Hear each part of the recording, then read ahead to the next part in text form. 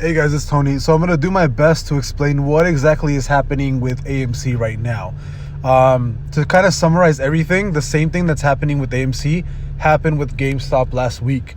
Last week on Friday, all of GameStop's calls expired in the money, which is kind of it's a consensus for an extreme bullish movement upwards because all the shorts actually have to cover everything.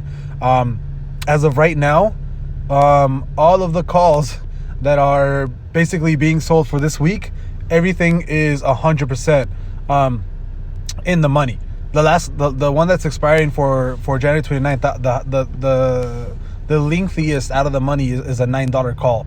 We're currently sitting in between $18 and $19 right now. If we stay consistent and AMC closes at $9 or above on Friday, Monday will be 100% a short squeeze because all the shorts have to cover their position, and we will gap up on Monday. AMC has, a potential to possibly hit $30-$40 this upcoming week, maybe $50 depending on how big it's actually moving. The trading volume right now is 1.1 billion. I've never seen that before. Not even GameStop had that. So this has the potential to definitely hit some crazy numbers. And I'm going to be holding my positions, currently holding, 10 $7 calls for next week, also $9 calls for next week, and I'm holding 8 of them. I'm up $13,000, about 125%. I'm not going to sell anything.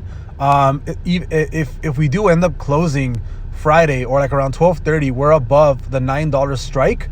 I'm more than likely going to possibly buy even more calls for expiring next week.